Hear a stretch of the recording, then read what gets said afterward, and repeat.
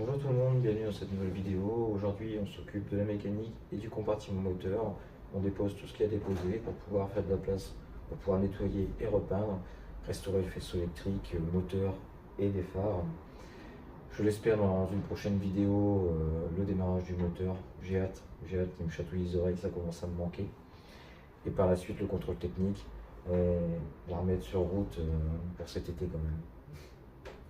Je vous souhaite un bon visionnage et je vous remercie de suivre ma chaîne. Toute la partie poussoir a été nettoyée, dégraissée. Donc j'en ai profité pour mettre de l'huile d'assemblage sur les poussoirs. De toute façon, tout ce qui est système de graissage avait été contrôlé avant que je le vidange. Bien regarder que l'huile monte sur chaque culbuteur et sur les poussoirs aussi, donc ça a été fait. Donc là c'est pour ça que je ne le ramorce pas avant, je vais le ramorcer quand la pipe sera montée. Ici j'en profite pour vous montrer le petit système différent des poussoirs rollers qu'on peut voir. Il y en a en fait qui sont reliés avec une plaque métallique et qui travaillent ensemble pour éviter qu'ils tournent. On veut qu'il tourne avec un arbre à cam flat tapette, parce que l'arbre à cam va translater et faire tourner les poussoirs, ce qui va toujours changer le point de contact, éviter de bouffer les cames. Ici par contre sur un roller, l'arbre à cam est bridé, donc il ne bouge pas, et les poussoirs aussi. Donc en fait c'est tout simple, ils mettent une platine. Ça ici ça sert à colporter l'huile et aussi à tenir cette petite platine qui est en fait des... je vous en trouve un qui est sorti, celui-là. Voilà, il y a un méplat en fait de chaque côté, un méplat ici, et ça évite que le poussoir tourne. Voilà, je préfère ce système-là que le système avec les lamelles. Si jamais j'y arrive, je vous insérerai le système de poussoir dans la vidéo.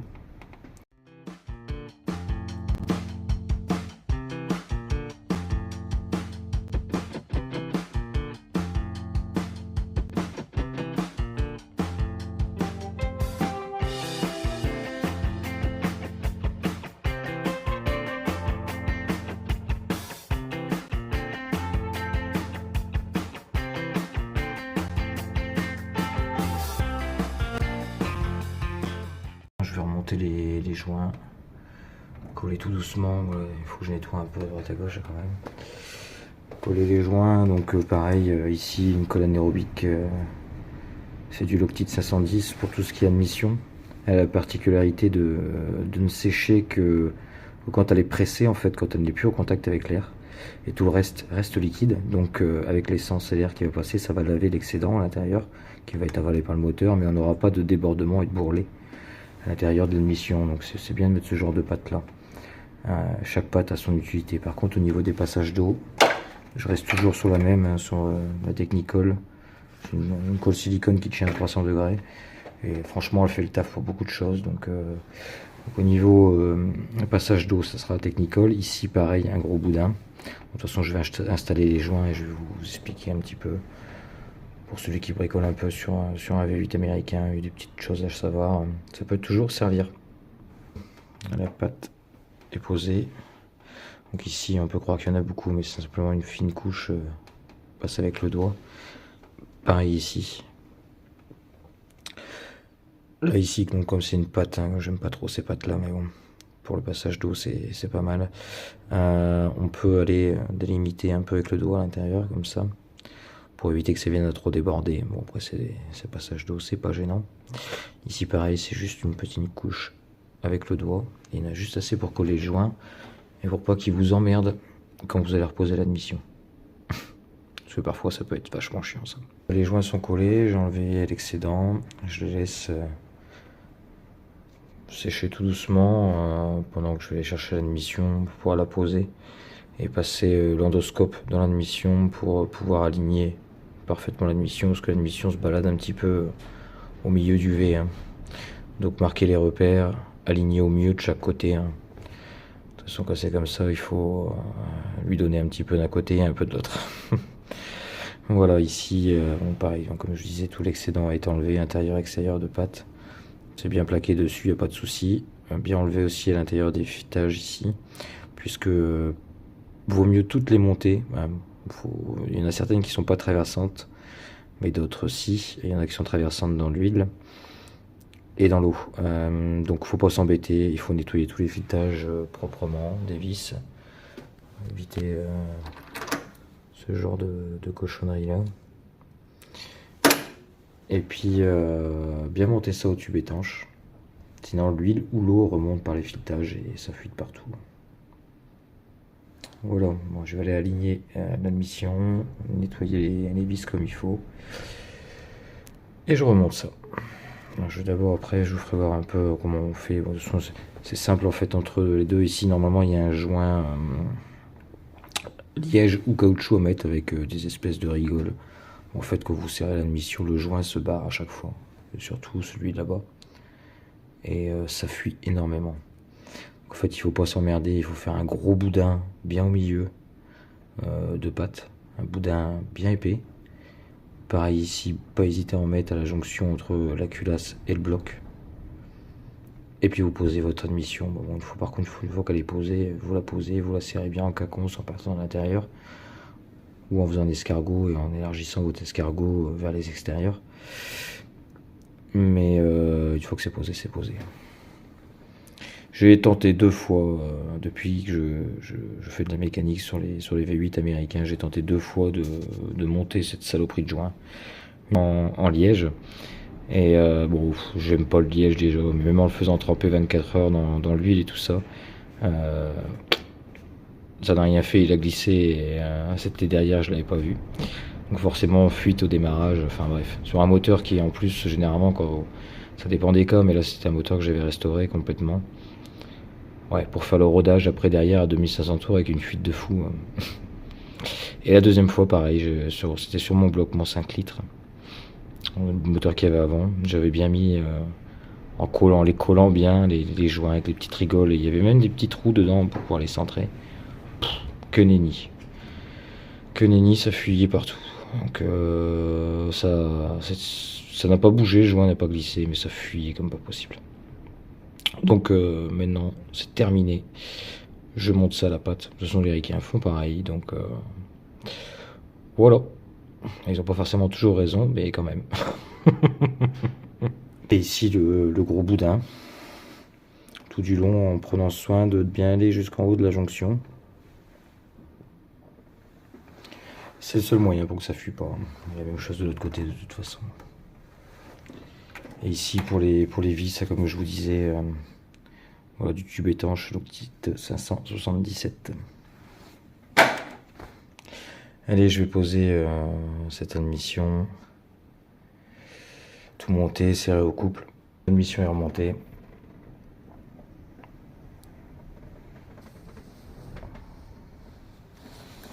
Forcément, j'ai enlevé l'excédent de pâte. Ce qui est bien avec l'autre, avec la pâte ici rose, l'octite, c'est qu'elle ne sèche pas tant qu'elle n'est pas serrée, donc on peut facilement l'essuyer et faire quelque chose de propre.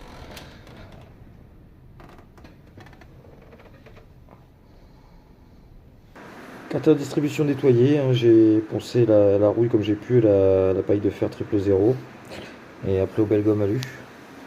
Bon, c'est déjà beaucoup mieux. Il y a encore quelques petites traces à des endroits, mais bon, je pense que par la suite, si je ressors le bloc un jour, je passerai au carter de distribution taillé dans la masse en alu.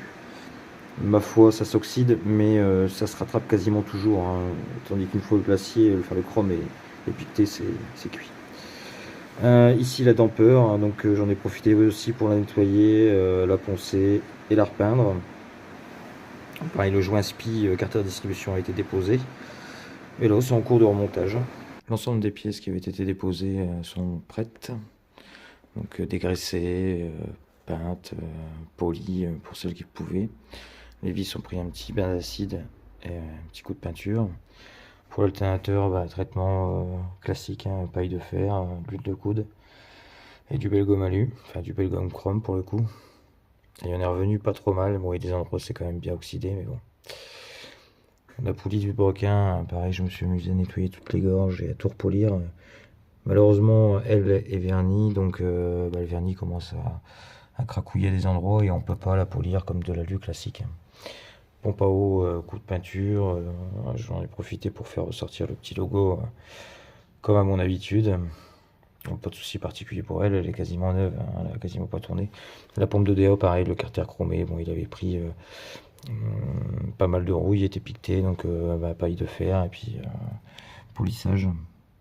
Dans l'ensemble, c'est pas trop mal, mais on voit un peu les traces de la paille de fer, mais j'avais pas le choix, hein. C'était soit la rouille, soit les petites traces de griffes de la paille de fer. Tous les supports ont été polis, la poulie de pompe de DA a été polie, elle est brute, elle n'a pas été vernie d'origine, fin neuve, donc pas de souci, un coup de papier à poncer, et, elle est revenue toute neuve, pareil pour le support. La poulie de pompe à eau, pareil, elle est vernie, donc j'ai essayé de l'avoir comme je pouvais. J'ai nettoyé tous les stries, toutes les gorges.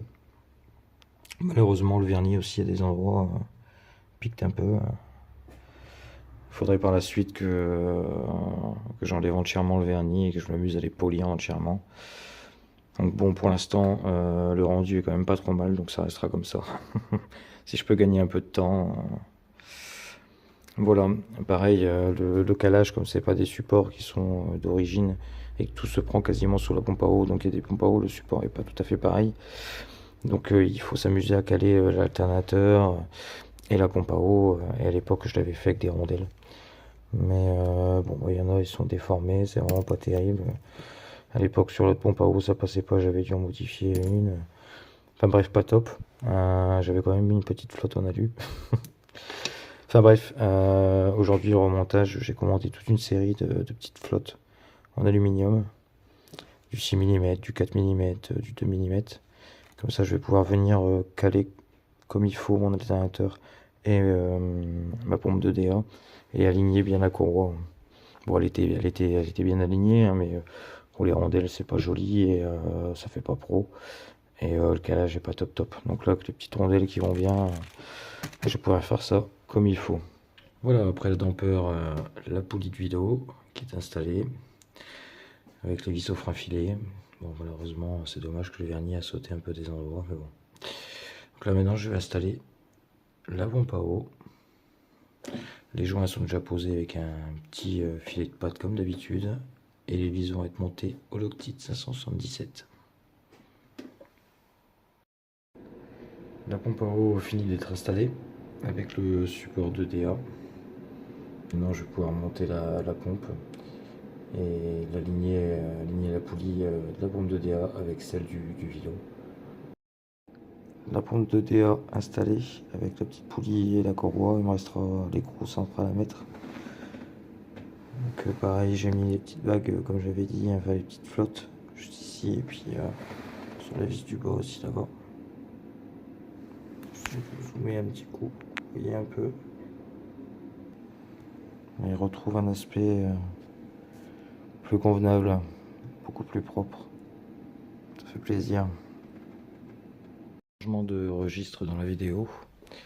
Donc, comme le but ça va être de peindre tout le compartiment moteur et aussi de le nettoyer, hein, parce que comme je vous l'avais déjà dit, il y a énormément de poussière, de ponçage partout, c'est dégueulasse.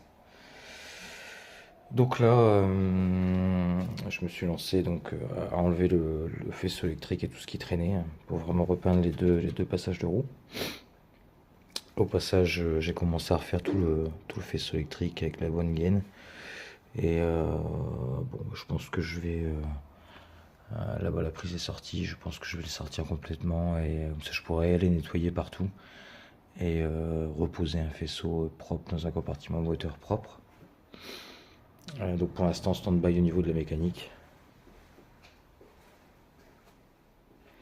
Pareil, les deux durites de chauffage autour, normalement on passe au-dessus du bloc. C'était des durites comme ceci. Donc ça, je modifie et je vais les faire passer autrement, plus propre, pour vraiment aussi dégager tout ce qui est durite du bloc moteur. Et ça passait près de la conduite d'essence. Donc bon, pas terrible. Ça fait aérer, ça commence à avancer bien comme il faut. Pareil, j'avais le faisceau des phares qui partait ici. Et comme ça a été francisé à l'époque, donc modifié avec des phares français, ils avaient remis plusieurs relais juste là. Donc le faisceau partait ici, il revenait là, il remontait là-bas et il allait aux commandes des relais ici. Donc il y avait un schmilblick de câblage au niveau des phares que j'avais déjà refait à cet endroit ici pour récupérer les veilleuses US et tout le bazar. Mais j'avais pas complètement refait tout le faisceau électrique. Donc là c'est ce que je suis en train de faire du coup. Le voilà, donc tout le faisceau électrique d'éclairage. Donc avec le fameux relais et câblage ici. Alors que la prise est là-bas.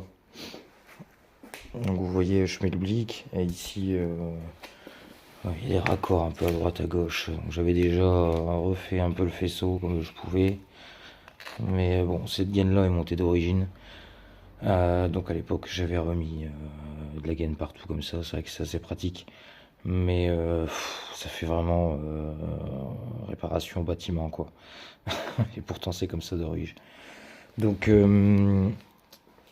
comme l'Audi, des petites gaines comme ça avec les gaines thermo et le scotch qui va bien. Donc j'ai déjà commencé à refaire une partie ici.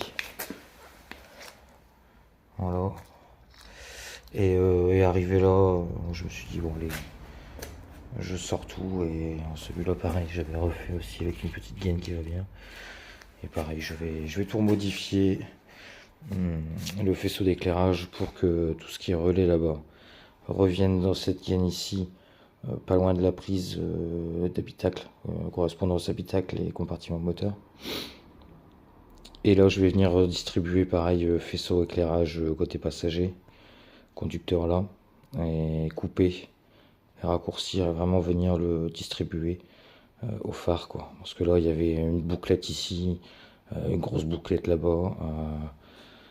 Parce que vraiment le faisceau a été modifié, c'est le problème des ricaines. Voilà, j'ai déjà enlevé un bon paquet de gaines Hanley et ça va continuer. J'aime bien ces petites gaines tissu, ça permet de, enfin c'est un genre de tissu, hein. Ça permet de bien faire passer les câbles, ça fait beaucoup plus propre.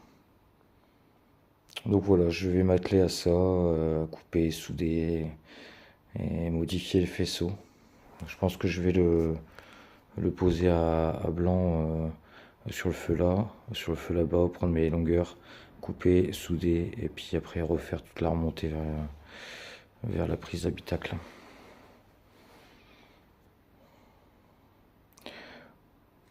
Allez, après j'aurai le faisceau moteur à faire, hein. J'ai déjà commencé mais il faut les reprendre là-bas le schmilblick, il y a aussi un bras pas possible là. Les durites de chauffage, je pense que je vais les faire passer ici avec des maintiens. On va les faire redescendre là et les faire passer le long du longeron ici. Et remonter vers la pompe à eau et l'admission ici. Il faut que j'aille démonter aussi le câblage l'alternateur. Voilà, c'est vraiment pas... Puis ça a vécu, hein, nettoyer un peu, il y a de la poussière de ponçage partout. Et puis changer la gaine, par contre celle-là elle repart au niveau du démarreur. Donc il faut que je sorte tout, que je la fasse passer proprement. Voilà. Bon, pareil, j'ai fait pareil sur le câble de masse aussi. J'ai mis une petite gaine. Ça tout sera noir. Je vais virer ces durites rouges aussi, je pense. Et remettre tout en noir. Et ça sera plus soft. Le câblage à nu, sans ces gaines Hanley, commence à m'en faire un sacré paquet. Donc ici, côté droit, côté gauche, et prise habitacle. Avec forcément ce faisceau que j'ai fait remonter pour les relais. Donc voilà, les alimentations sont ici, le gros câble noir en haut, puisque la batterie de ce côté-là. Donc va falloir ajuster cette partie-là sur l'auto, ajuster la partie là-bas. Et ici le fameux Y qui va venir donner au phare gauche et ici au phare droit. Donc, la voiture est assez large, mais peut-être pas à ce point-là quand même. Donc voilà, je vais faire ça. Bon, déjà le fait de ne pas avoir deux faisceaux séparés ici, mais qui reprennent dans une gaine, ça ira déjà beaucoup mieux.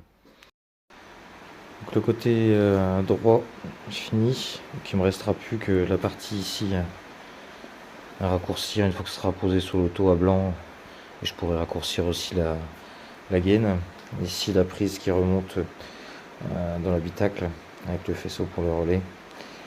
Et ici encore le fourre-tout pour les phares gauche. Donc ça je vais m'en occuper après et essayer de reproduire exactement la même chose que ça. Faisceau élect terminé. Donc je vais continuer sur ma lancée comme j'avais fait au départ.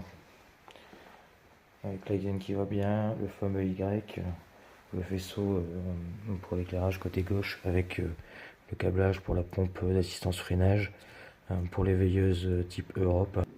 Et ici au niveau des relais que j'ai fait remonter, il y a du câblage en plus aussi, mais les relais c'était avec des petites cosses.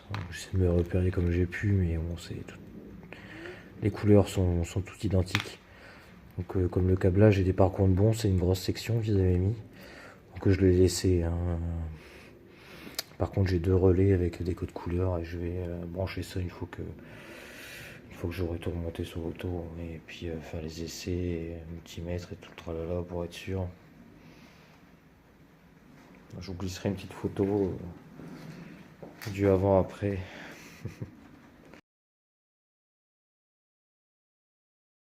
La prise compartiment moteur qui va jusque le devant de la voiture, redistribue au phare gauche et ici hop on redistribue au phare droit avec l'alimentation qui est ici.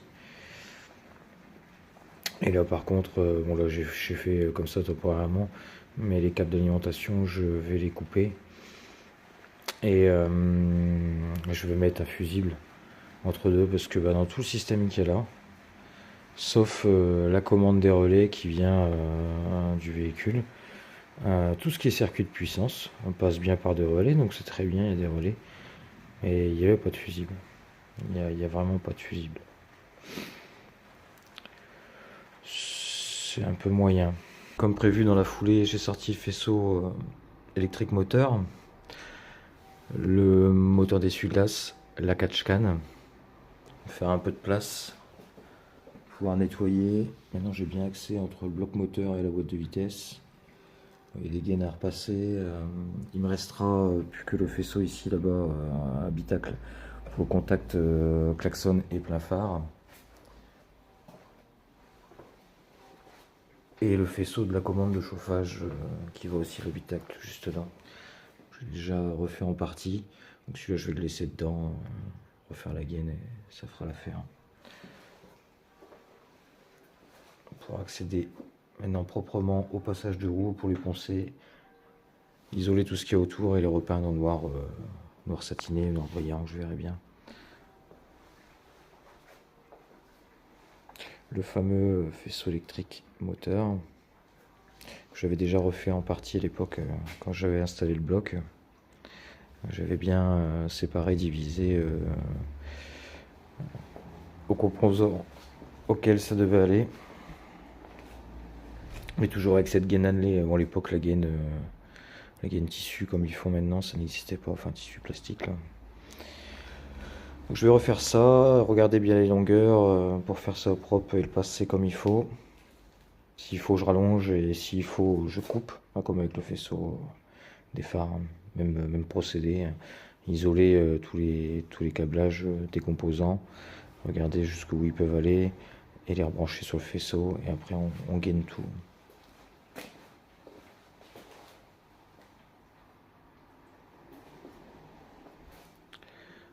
La fameuse pompe d'assistance freinage qui je pensais était propre, mais bon, il y a de quoi la nettoyer aussi avec le petit brouillard de peinture qui va bien forcément. Moteur d'essuie-glace et le démarreur. J'ai essayé de rattraper la paille de fer. Bon, il n'est bien revenu, mais bon, il y a 10 ans. Ce moteur a été assemblé il y a 10 ans, donc voilà, enfin ça pendant 5 ans ça n'a pas roulé, mais et l'utilité de la catch-can, comme je le dis tout le temps, voilà ce qu'on trouve à l'intérieur, des résidus de condensation, des résidus d'huile, C'est pas joli joli. Bon là, bon après ça recondense forcément à l'intérieur, hein, mais c'est ce que le moteur n'a pas aspiré. Fait son moteur terminé, hein, donc tous les fils sont passés au bon endroit, raccourcis, soudure, tout ce qui va bien. Il me reste plus qu'à mettre la petite gaine. Donc j'ai séparé là-bas le faisceau moteur. Après on a tout ce qui est essuie-glace, relais de ventilation et tout ce qui va au démarreur et alternateur. Et ça c'est pour tout ce qui est commande de chauffage. Un câblage moteur terminé. Ici il reste du scotch bleu simplement pour pas que la gaine elle s'abîme. J'ai encore des raccordements à faire sur le véhicule. Là où aussi le câblage qui dépasse, hein, c'est pour raccorder avec le faisceau qui vient de l'habitacle. Donc voilà, tout est gainé, tout est séparé comme il faut. J'ai bien le faisceau moteur ici avec tout ce qui va bien. Et elle a retrouvé ses roues. Les triangles sont serrés, les renveaux de barre stable aussi. Une prochaine étape, elle va prendre un bon bain de mousse, elle en a besoin. Cacher ce qui reste à cacher dans le compartiment moteur et pareil, bain de mousse aussi. En dessous, ça sera la même chose. Un bon bain de mousse pour décrotter tout ça, la poussière partout. C'est la première fois que je la vois avec les Wilwood en place. Bon, au final, c'est du 13 pouces les disques, mais ça aurait été bien d'avoir encore un peu plus grand. On en veut toujours plus. Et ici, il me restera ça aussi à l'intérieur. J'ai tout un set de coiffe de siège neuf en reproduction à installer. J'avais déjà installé une partie. Ça, c'est un kit que j'ai eu en garantie parce que celui que j'avais eu, malheureusement, les coutures n'étaient pas droites. C'était fait à l'américaine. J'ai réussi à négocier un colis en garantie. Ok, est emballé. Il n'y a plus qu'à aller prendre une petite douche de mousse. J'ai bouché tout ce qui avait bouché. J'ai rebranché les tuyaux de DA avec les anciens tuyaux vite fait. Pour dire qu'il n'y a pas d'eau qui rentre partout. Et allez, au lavage. Elle en a bien besoin. Elle est vraiment dégueulasse. Allez, je préparais le canon mousse et puis le Karcher et à la douche.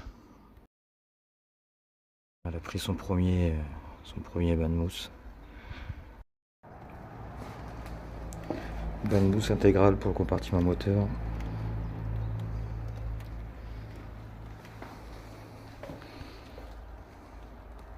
Et une deuxième fois pour la carrosserie.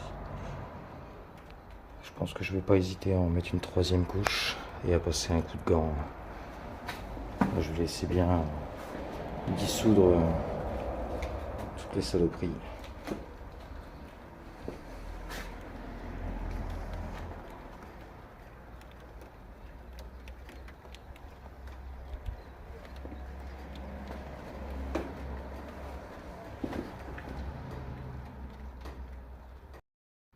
Là voilà, fraîchement sorti du bain moussant pour le coup.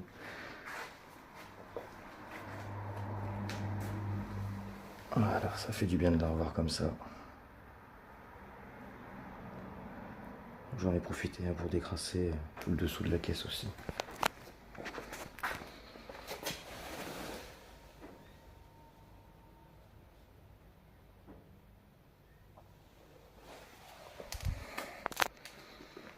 Compartiment moteur forcément.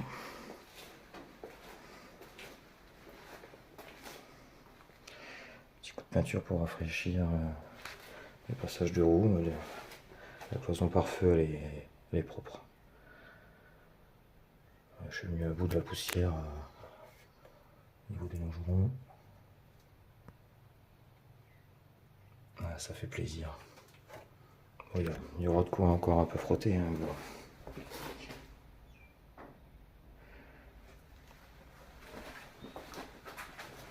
Voilà.